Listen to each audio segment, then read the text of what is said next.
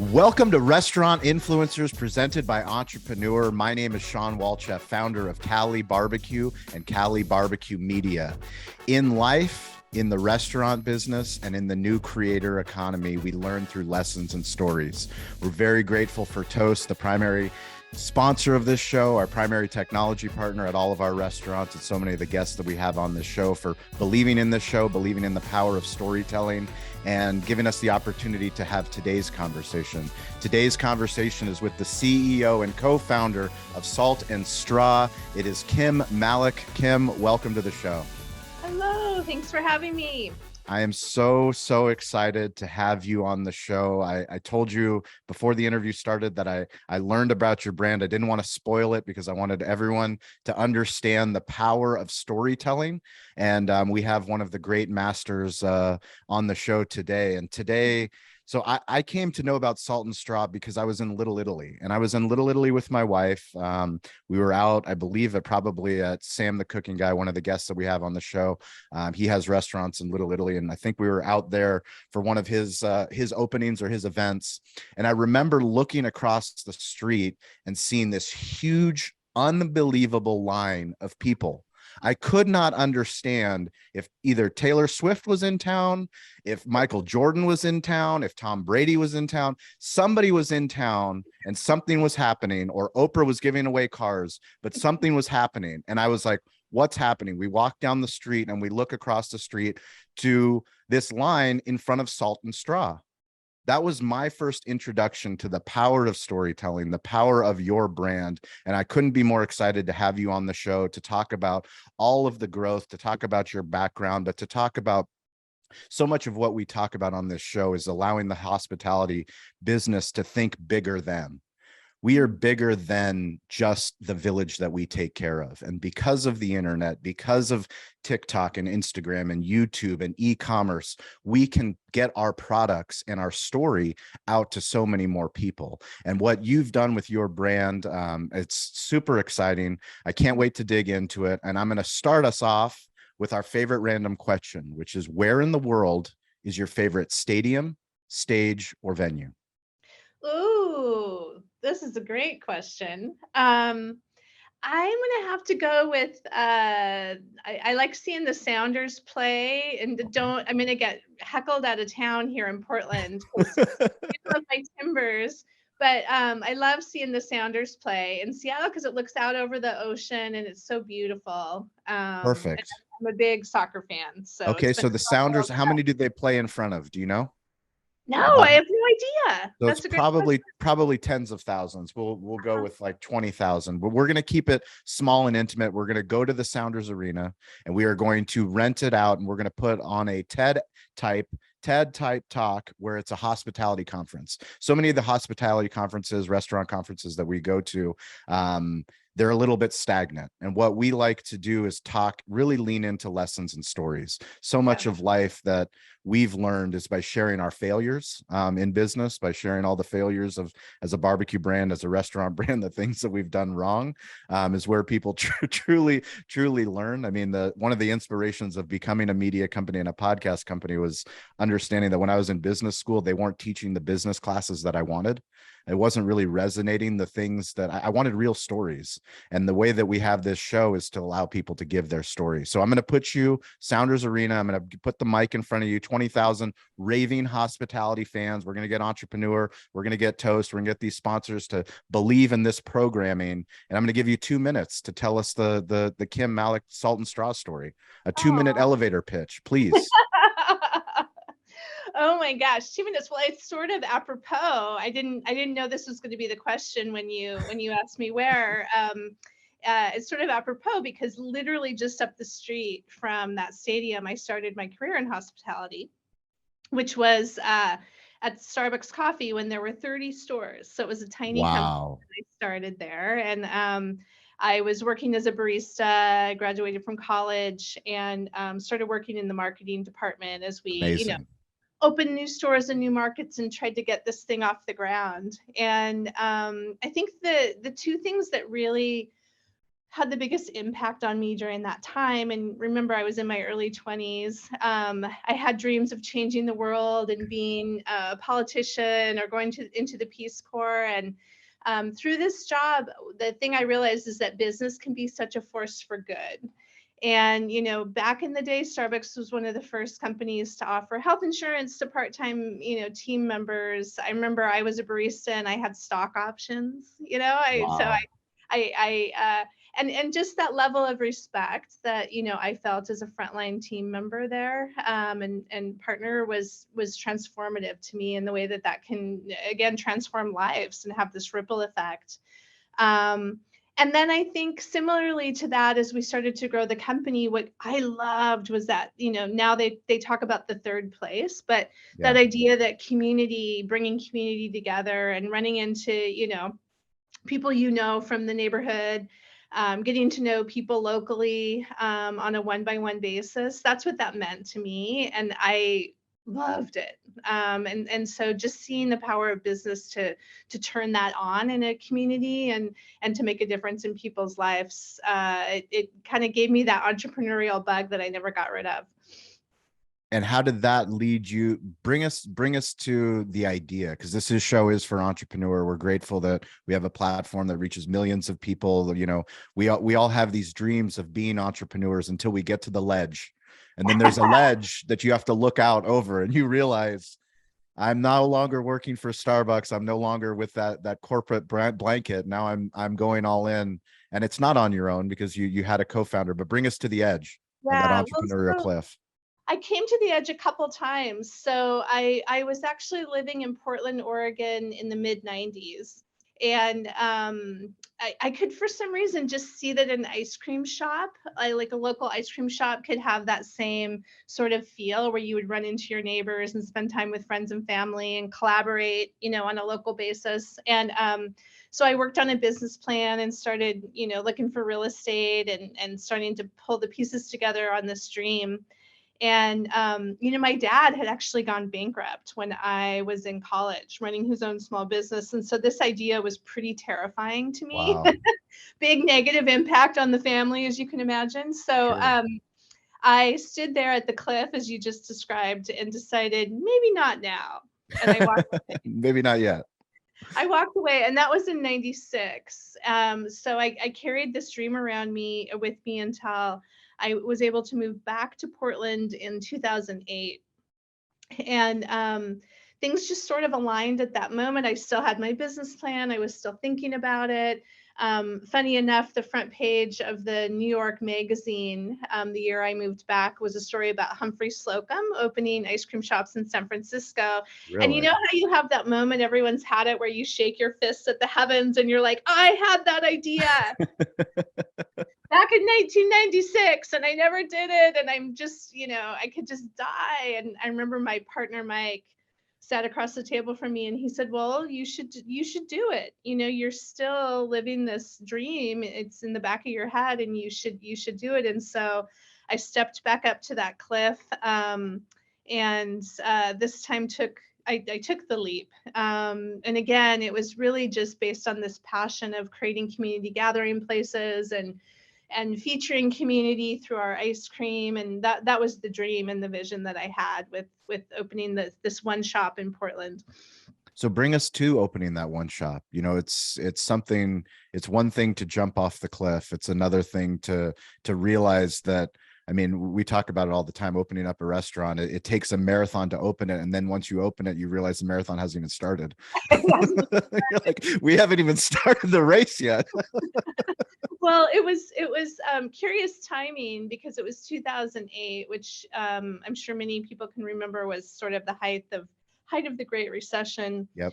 And I didn't have any money or funding. And for some reason, I thought for sure a bank would give me a loan for an ice cream shop in Portland, Oregon in 2008. And I proceeded with my little business plan and met with all these people. And I got a really good plan together. Like they gave me all this important feedback, but no one would give me any money. Yeah. And so I remember sitting in my little home office one day looking for something in my file cabinet. And I saw this file that said 401k.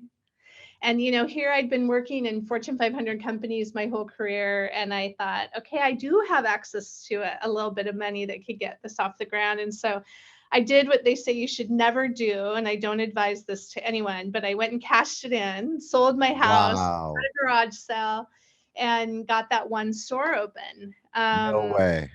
It was a big leap, all in. I remember just before we were about to open, we were like $40,000 short. And my new boyfriend, who I'm still with to this day, had to put his house up for collateral to get a $40,000 loan to just put us across the edge. So we were kind of like all in on this idea of this one ice cream shop. And my cousin had moved to Portland to help me get it started and was making the ice cream. And we got open, which was incredible. And the day we opened the shop, I actually wasn't there because I was so convinced no one would come that I catered a wedding.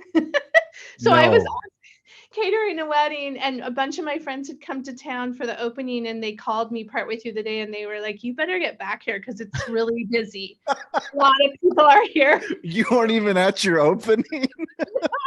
Because I figured we're going to need to cover rent. I'll at least get a little money. Oh my goodness. That is amazing. But So, thank you so much for your honesty and for sharing, because if you look from the outside, if you go on your social, if you go on your website, if you read all the reviews, all the people that are just raving about your brand, you don't realize the dark times, and you don't realize that entrepreneurial cliff and the things that we do to keep our dreams alive, and to keep the dream alive. It's so important, especially when you're talking about tough times, because we opened our business in 2008 and we were told that we were crazy. We picked a terrible location. And some of the greatest strength is that perseverance, is that understanding that no matter what, we are going to figure out a way to move our idea forward and to stay in business. First of all, to get into business, but then to stay in business. that's right. It's funny. I remember a reporter interviewing me right after we opened, and he said, why would you do this? Why would you do this during a recession? And I remember him asking me that. And that was the first moment when I realized, oh, shit, this maybe wasn't a good idea. Bring me to the name, the brand, the name, Salt and Yeah. Straw.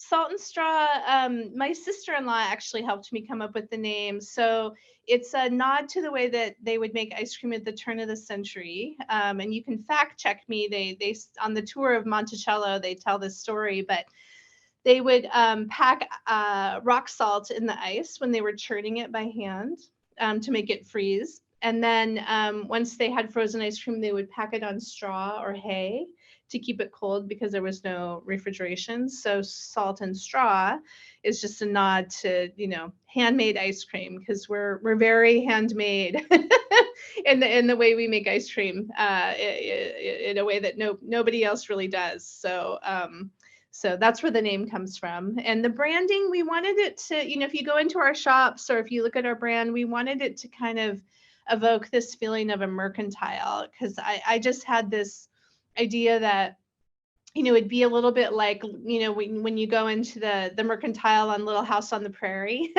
and they would run into all their like Yeah. local folks that they know. You might run into the guy who picked the strawberries you're going to eat. And so just again kind of that modern day mercantile and that community feel. I would love for you to talk more about the limited offerings and the collaborations, because it's something that it's so difficult to do. But if you do it the right way, if you do it with intention, and if you do it with the way to celebrate the story, you can really get some exponential marketing and community out of it. Can Yeah. you bring me into the idea behind, just break down, how do you guys do your ice cream, and then how do you add these limited menu offerings? Yeah, well, it's so fun to talk to you about this. I've always wanted to talk to you about this because I follow you, and I feel like we're kind of kindred spirits when it comes to this way of thinking. Interestingly enough, when my cousin moved to Portland to help me get this company started, he did not know how to make ice cream. He had been selling used cars and he got fired because he was too nice. Oh, And too nice of a used car. What an irony, right? he's just the nicest guy too. When you meet him, you'll love him. But anyway, he was cooking for his family to help sort of ease the pain because someone in the family had died, and he realized during that time, like, I really love to cook and I want to go to culinary school. And so in the meantime, I was starting Salt and Straw, and he moved here and wanted to make ice cream. I said, well, Tyler, I think we need someone who knows how to make ice cream. But he would not give up. And, he had an ice cream maker from the Goodwill. He was living in our basement. And, very shortly into our time together, we realized how talented he was. Spoiler alert, he won, I think 2 years later, Forbes 30 under 30 for changing the way America eats. No So he's way. very Very talented, cool. very talented. But anyway, he's come on board, and the two of us are trying to get things off the ground. And when it was time to make a chocolate ice cream, we went out to meet with Charlie, who owns Woodblock Chocolate, and Charlie does own a chocolate factory. It's crazy. And and we would talk to him like, how can we make a chocolate ice cream, and will you help us? Because we didn't know what we were doing. And the same thing with Mark Bitterman, who owns a salt company in town, when we were making our sea salt ice cream. The same thing when we were making our strawberry ice cream. When we were making a candied bacon, we were with Olympia Provisions. So it was kind of born out of this fact that we didn't know what we were doing. And so we reached out to the community to help us. And oh my gosh, did they respond and show up? I mean, we didn't even have a company, a brand, we had nothing.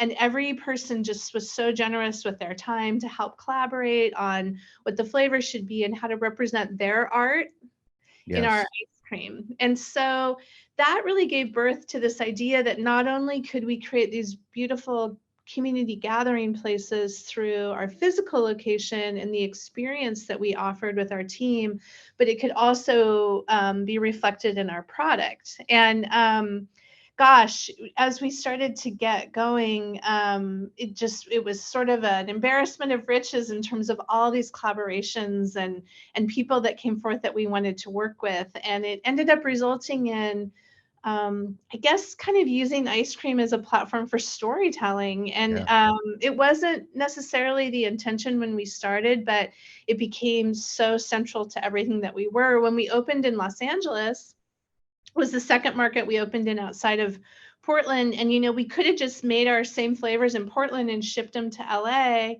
But instead, we started to work with local folks in Los Angeles to create our own flavors that were reflective of that community, and sort of exporting that idea instead. And it was incredible, the response we got there. And people would always say, well, it's not going to be the same in LA because it's not like Portland.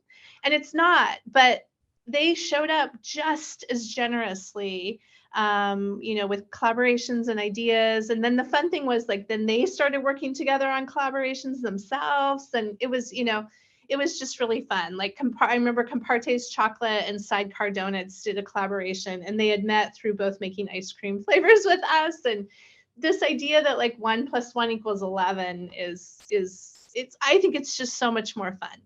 And now a quick break from restaurant influencers to share an exciting new offer from our sponsor, Atmosphere TV. Go to atmosphere.tv/BBQ to not only get Atmosphere TV for free, but also our audience is given the gift of $200 in ad credits, as well as free activation. Join more than 40,000 other venues who use Atmosphere TV by signing up with the code BBQ at atmosphere.tv/BBQ. Keep guests entertained with Atmosphere TV because you have the ability to turn your promotions and your advertisements onto your television with this platform. The simple plug and play device lets you take control of the content on your screens. Keep guests entertained, engaged, and informed of real-time specials, career opportunities, and announcements that you can personalize within your own custom content dashboard. Tap into great channels such as America's Funniest Home Videos, Fashion, Throttle, Chive TV, sports highlights, Red Bull, Real Madrid, along with unbiased news and entertainment. There is something for everyone. Over 60 curated channels of short form, entertaining content to choose from right at your fingertips. They also have an incredible ad supported network that allows you to not only market within your four walls, but also locally or nationally if you desire.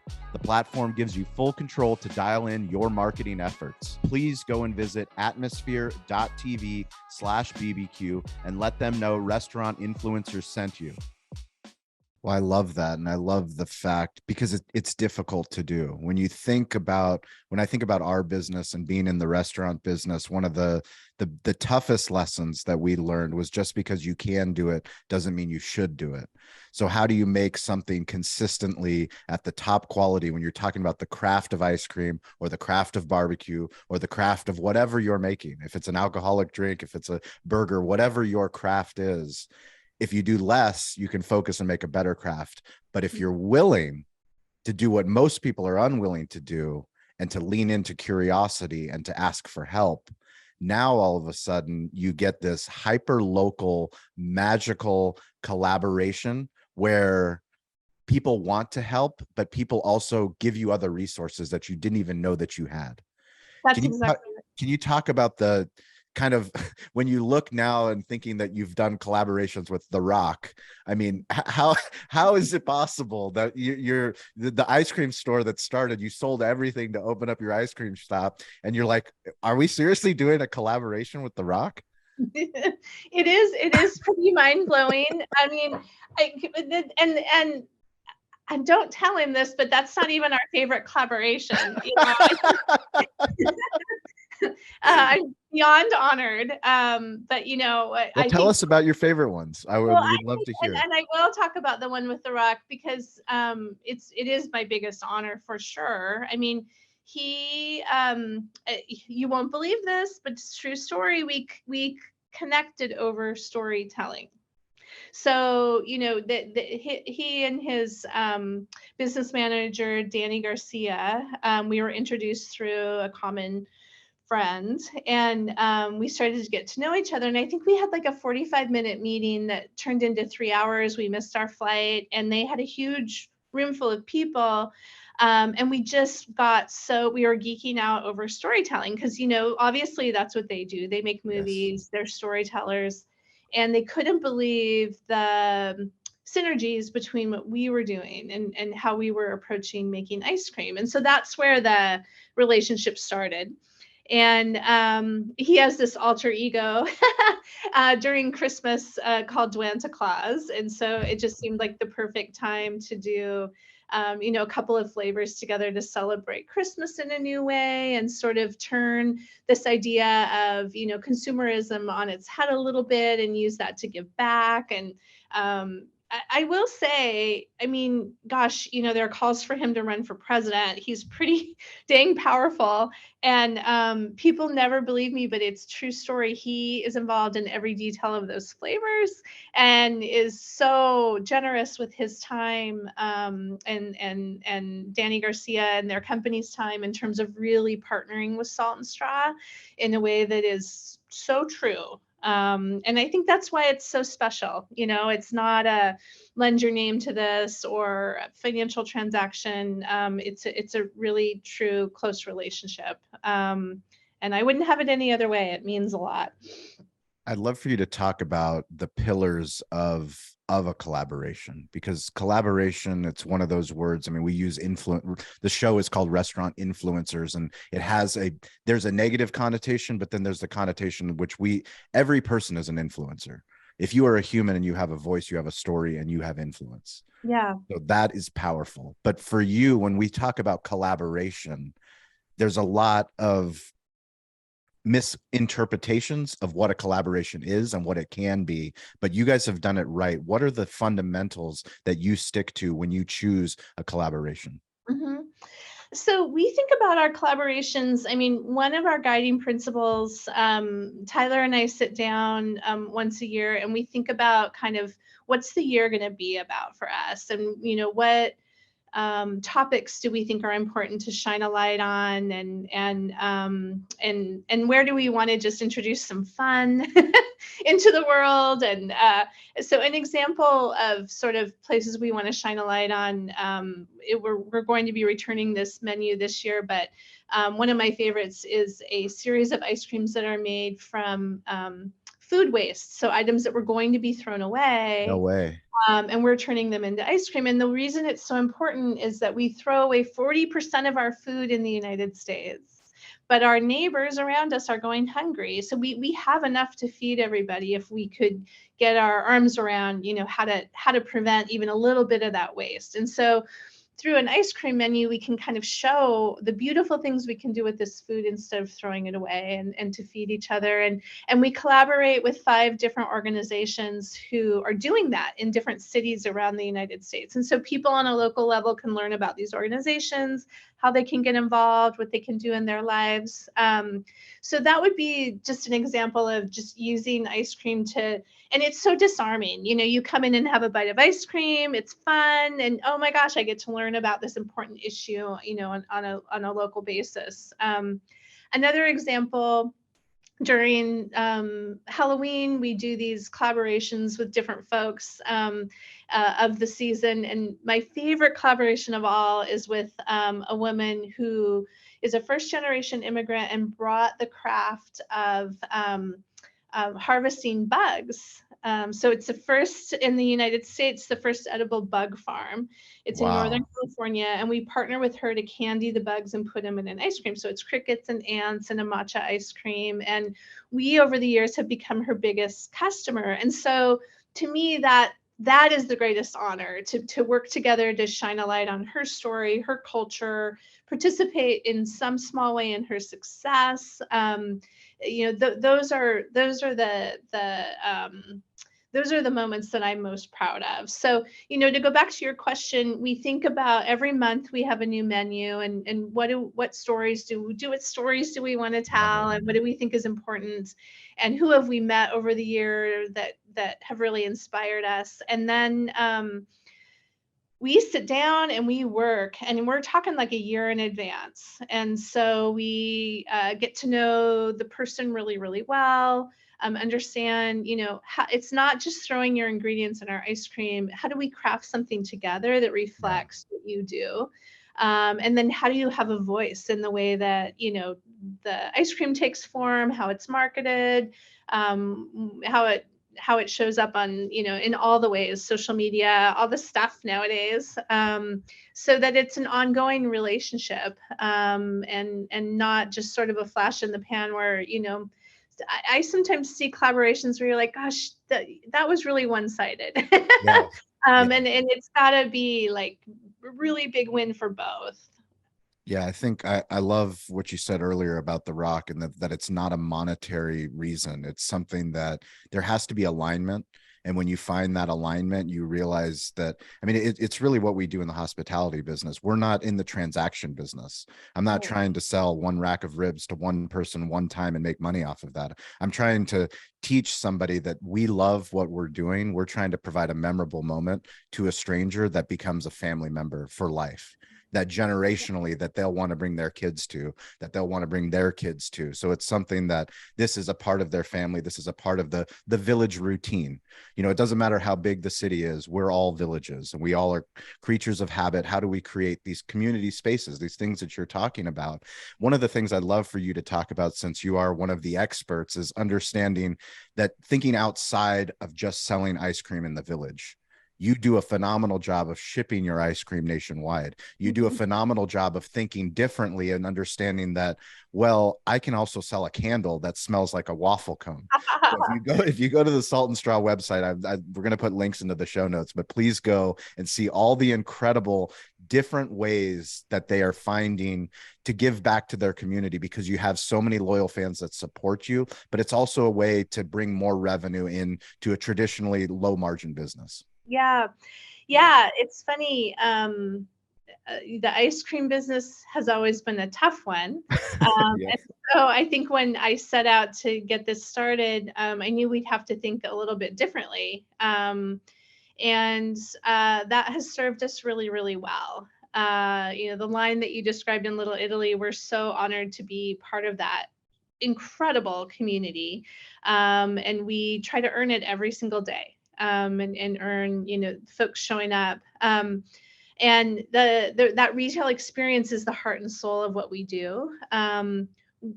Unlike most all of our competitors, we don't sell in grocery stores. We like to keep a direct line with our mission and our guests and our customers.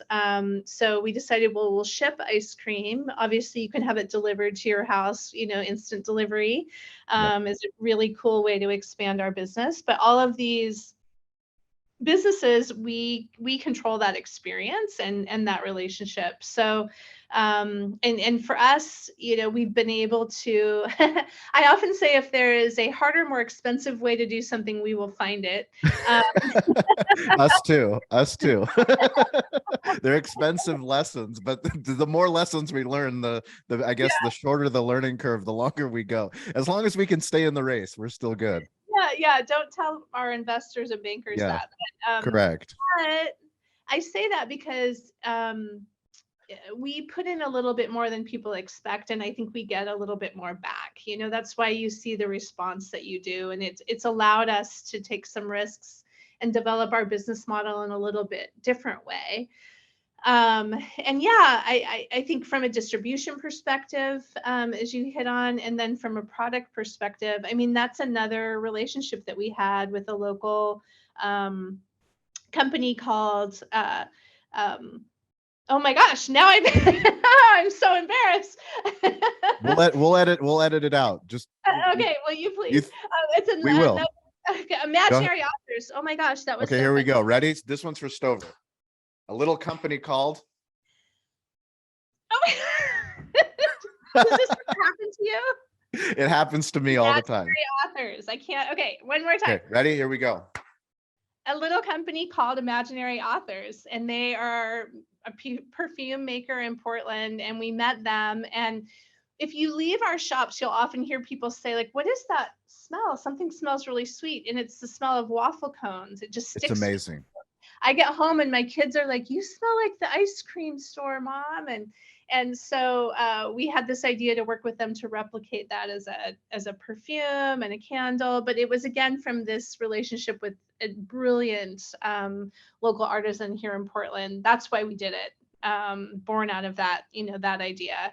And it's just sort of, in a nice way, expanding what we do. I always say, when someone comes across our ice cream or products, they should just smile and go, of course they did that.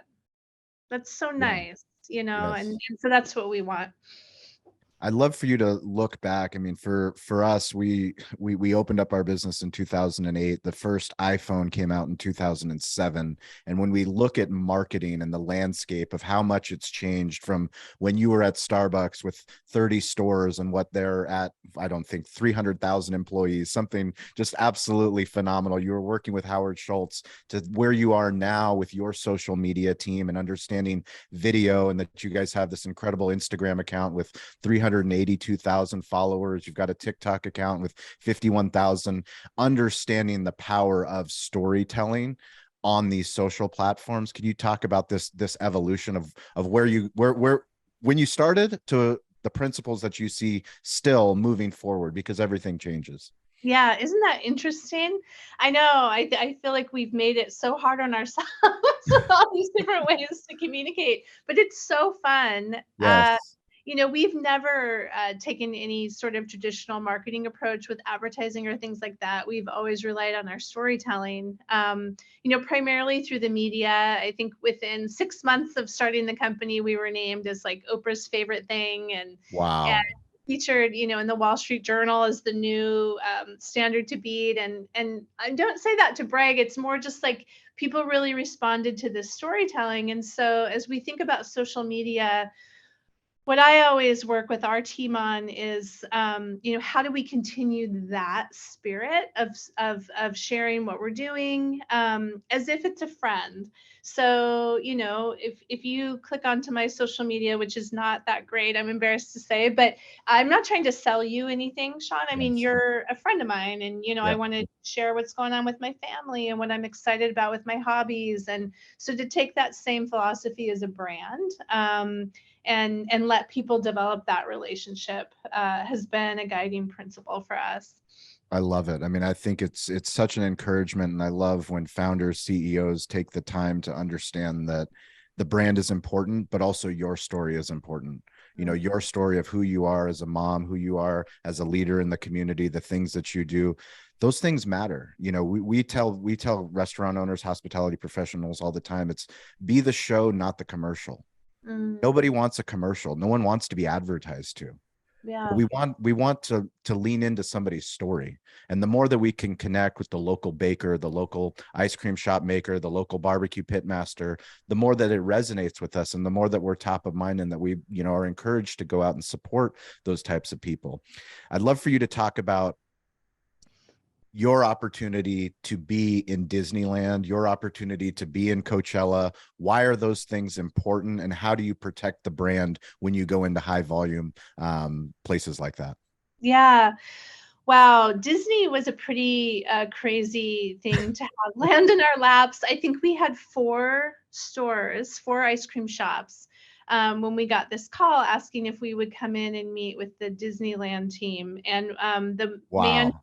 was running the whole thing, was a customer at our Abbott Kinney store in LA. And so that's how he knew who we were. And there was a space coming up available for an ice cream shop. And so there was going to be a, kind of a bid of different companies going in to present. And I think we were one of 3 that made kind of to the final phase where we got to go in. And little did I know, you can imagine at Disney, it was a huge room of people. And little did I know, most people in the room were kind of annoyed that we were there because they all thought, what is this little company doing? They can't handle this. You're wasting our time. I And love my it. team and I I love rolled it. in there, with our full force and told all of our stories. And again, I think what was supposed to be a 45-minute meeting went on for almost an hour and a half. And by the end of it, they awarded us the business. So they completely changed their story. And they said Amazing. that the 2 things that really moved them was, one, this idea that people would be coming from all over the world and they would get to learn about and connect with local artisans in Yeah. Southern California and on the West Coast, and how different that would be. And when we developed our menu, we were almost going to change that just at Disney and make it more mainstream. And the team at Disney actually said to us, don't do that. Don't do that. Stay. And we want the same menu you have up the Yeah. street. And we thought, oh gosh, how are people going to respond to this? And everyone told us, folks, the customers there, the folks, they're not going to care about all that. And so you're just really wasting your time. And maybe they're not going to like these flavors that are so different. And so we were really shaking in our boots. And that insect flavor I described earlier was on the menu when we opened. It sold That's more. awesome. In Disney, that's awesome. Disney, it sold more there as like a percent of sales than anywhere else. So people, Wow. they liked it. They want to learn about these stories of what goes into a product and what's local. And so that idea, it worked, and people really showed up and they were passionate about it. And the team at Disney said that they think we are the busiest ice cream shop in the world based on all Wow. of the ice cream shops they know of. So I would say that people out there, kind of on a mainstream basis, I guess you could call it, they want this. People want to connect on this level. And as you said earlier, if you're willing to put a little more effort into it and do the hard way, people will reward you and respond to that. The other interesting thing about opening in Disney is, well, when we were going through the negotiations, we always say that people show up to our shops. It's 49% about the ice cream and 51% about the experience that they have when they're there, which is primarily, due to our great team. Yeah. And so we were negotiating this deal, and negotiating a deal with Disney is really hard. They're very tough. Our head of operations, Casey, kept saying to me, Kim, are they going to be okay with the way our people look? And I was like, Casey, I don't have time to talk about this. I'm trying to get the financials together. I don't know what what do you mean? It really didn't even occur to me. She kept coming at me. And finally I said, okay, I'll ask them. And so I brought it up during a meeting we were having one day, and they said, no, it's not okay. Tattoos, piercing, hair colors, like we don't allow that in downtown Disneyland. And we said, oh gosh, we have a big problem, because that is central. Like being able to show up and be who you are and express yourself. And it's so important to our brand. And Wow. you can't change that. And they came to the table and negotiated with us and figured out a way to make that happen. So we were the first brand in downtown Disneyland to be able to allow our team members to show up as who they were. And come to find out, Disney was really nervous about it. They were really shaking. Wow. And after we opened and we had such great success, they changed the policy for the rest of the brands in downtown Disneyland. And so, I think really staying true to that feeling of community comes through in so many different ways, and holding that North Star can have a big, powerful impact. I I can't tell you how grateful I am you just shared that Disney story, because it's, if you think of the greatest storytelling companies and brands on earth, you're talking about Disney, and the fact that they've gotten so big and they have so many layers of things that they need to do to run a successful company, that sometimes they need the little shop in Portland to remind them of the story. Like, but you have to go in to those boardrooms being true to yourself, holding true to your brand, holding true to everything that you care about, knowing that everybody else is telling you that this might not be the way.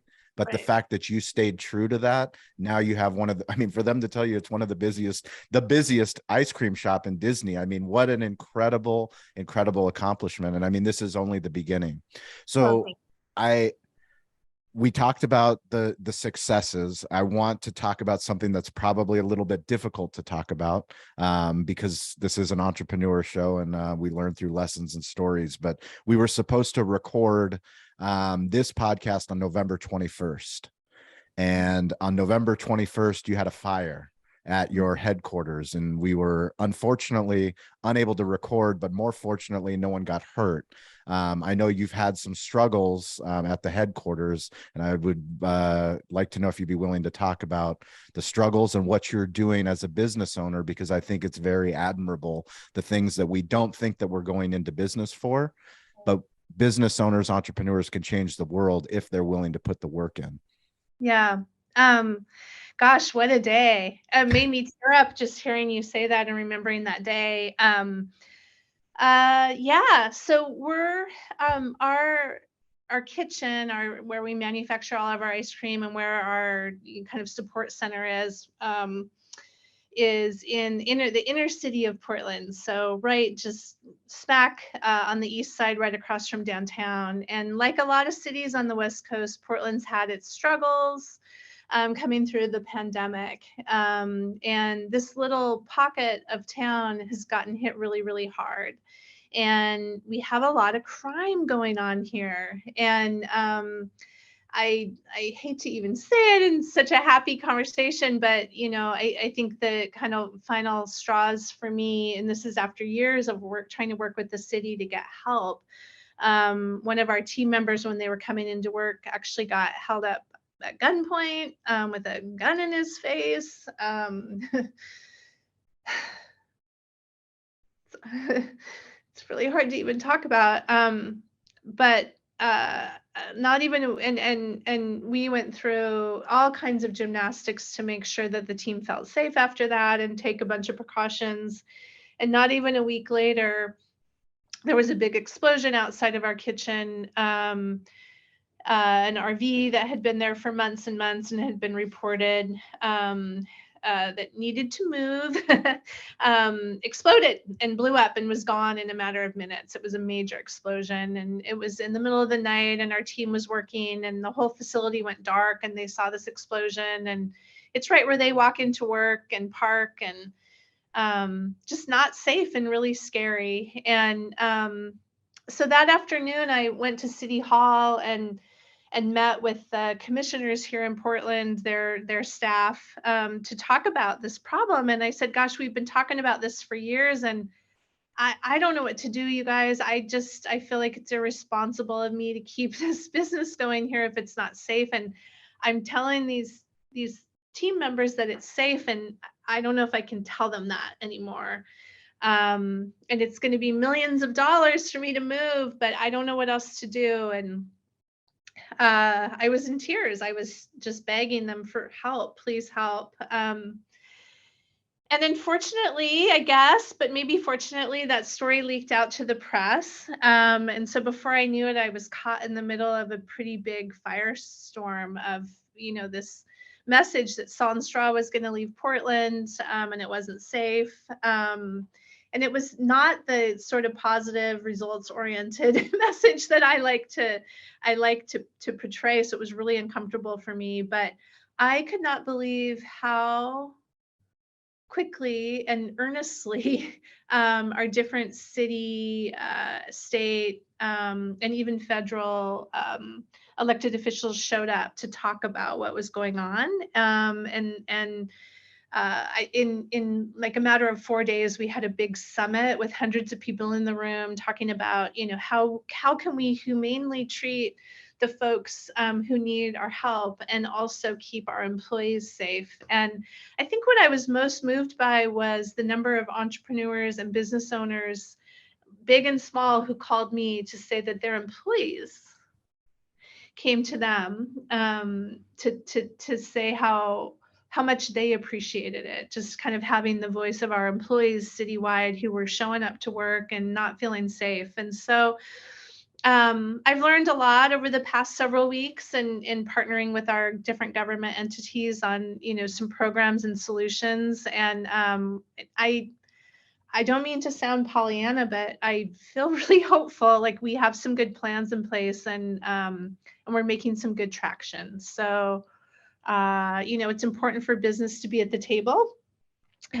creating these solutions. And for whatever reason, this kind of gave me a window of opportunity to have a seat at the table and help in any way that I can, because I love this city. I don't want to move. I don't want to leave. I came here to start the company here, and I think we're gonna get there. I really appreciate your honesty, your vulnerability, and understanding. Once again, back to story. The good story vibrates the fastest, but sometimes so does the bad story. And I think as business owners and leaders, it's easy to think that we're alone. We open in a very difficult part in San Diego. We have not necessarily high crime, but people, they say that we're off the beaten path, and it takes a village. We have to take care of our employees that work there, and we have to make them feel safe. And ultimately, they're relying on me to tell them that they're safe. But I also have to realize that we're not the only business. And if I get loud about the things that we need to our local government and our local politicians, the better job that I do doing that, I can inspire other entrepreneurs and business owners to also speak up, to join the fight. And I really hope the best for Salt and Straw. I hope this is something that's a turning point for what they're able to do in your area of Portland. It's an inspiration to anybody that's going to listen to this, that is a business owner, to know that you're not alone. You don't have to wait for the fire. That's kind of the problem that we have as business owners, is it's always, we don't want it to be the last straw. We want it to be, we need to get louder before that last straw comes. But if you do, you have so many incredible things that you guys are building. I mean, are you at a franchising point? Are these franchise stores, or are these all company owned stores? No, we are company owned. Amazing. So, yeah, we're Wow. all company owned. So how many franchise people are knocking down your doors every single day? I don't know. Our business is so complicated. I don't know how we would even do that. But yeah, Yeah, so we have 30 shops. amazing. And we'll open, a good handful next year, including a new market, Las Vegas, which we Sweet. announced recently. And We're in Vegas. well, we're opening in a new, not on the strip, so out in the city at a place called the Uncommons. So it's sort of pretty central. And it's like nothing that they've ever done in Vegas before. I mean, the architecture is beautiful, and lots of outdoor community spaces. You'll have to go visit it. We So, will. yeah, Absolutely. excited to be there. That's amazing. So every single week on Wednesday, Friday, 10 a.m. Pacific time, 1 p.m. Eastern time, we're on the social audio app Clubhouse. So any of you that are watching this podcast, listening to this podcast, please come onto the app, get on stage, talk about your restaurant, talk about your hospitality, your whatever you're doing in sales, whatever you're doing in marketing, content creation.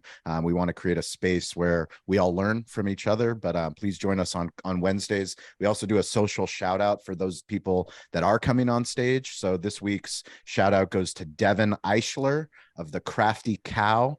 So you can follow him at Crafty Cow, WI. He's got 3 restaurants and he is doing this smartphone storytelling. He started his TikTok channel. He's telling the story of his restaurants, of being an entrepreneur. Devin, we're super proud of you. But Kim, I wanted to give you an opportunity. Who on your team would you like to shout out for going above and beyond? I know you have an entire team, but it's somebody that gets shouted out on Entrepreneur for doing the things true to your brand, true to Salt and Straw. Oh gosh. I'm going to say a woman named Megan, who's running our supply chain. And Okay. to most people in the world, that might sound boring. But as I said, we if there's a harder, more expensive way to do it, we will find it. And Megan is the person who catches all of that. And I mean, there's no piece of equipment you can buy off the shelf that will manufacture our ice cream, because what we do is so special and unique, and because we change our flavors so quickly. It's literally impossible. And she thinks about things in a creative way and takes the impossible and these like wacky ideas and turns them into a reality. And she's able to sort of suspend what doesn't work and find what does work. And she's incredible. We're so lucky to have her. And she was the person who was there at 3 a.m. when the fire happened, and ensured that every single person on the team was safe and got home safely. And so she does it all. That's so awesome. So what kind of parting wisdom would you have for anybody that is in the business that wants to learn how to better tell their story? To better tell their story. You know, I think you've brought it up a couple times today. I'm not afraid to get real vulnerable. And I think we spend so much time protecting ourselves and trying to make things look perfect. And that's not where the beauty is and where the learnings are. And the more we can get real and say what's hard and where we failed and what we're struggling with, it's more important than ever. We're not alone, especially as entrepreneurs. It can feel really lonely, but I think if you open up and share what's going on with you, people will meet you there and do the same. And it's a better way to live. I love it. So if you guys want to connect with me, it's at Sean P. Walchef, ShawnPWalchef. And that's all the platforms: TikTok, Instagram, LinkedIn, Twitter. We're going to put links to Salt and Straw, all their socials. Please follow them. Please visit their website. You can follow Kimberly Malek on Instagram, and that is at Kimberly Malek. Kim, it has been a true honor. Seriously, this is the reason why we're so grateful for Toast for giving us this platform to share these stories. This is this is the beginning. This is 2023, and the opportunity that businesses have because of the internet to share their story, your love of storytelling, your love of ice cream, what you do with collaborations, what you're doing for your community. This is just the beginning of something so amazing. So thank you so much. We can't wait to meet you in person one day. Definitely visiting the Disneyland. Whenever somebody goes to Disneyland, please go to Salt and Straw. Tag us on social that you went there. And we hope you have an amazing day. Stay curious, get involved, and don't be afraid to ask for help. Thank you, guys. We'll catch you next week. And a special thank you to our title sponsor, Toast. Toast is the primary technology partner that we use at our restaurant, Cali Barbecue. It is also the primary technology partner that so many of the guests have shared with us on this show. People like Sam, the cooking guy, Stacy Poonkinney, Jeff Alexander. So many times the guests tell us that they're using Toast when we didn't even know that going into the interview. That is why we are so grateful that they sponsor this show. We want you to win. You that listen to this show, we want you to improve your digital hospitality. Toast is built for restaurants and it's built for you. Toast is the restaurant-first platform that's built for your needs, whatever your size, concept, or ambitions. Improve your bottom line with a customizable platform that's easy to learn, use, and grow with. And it meets you where you are with all the right tools for your price point. If you have any questions about Toast, please DM me at Sean P. Walchef, ShawnPWalchef. I will get you the link to the right Toast contact in your market. It's so important that if you listen to this show, that you win. We want you to be on this show eventually.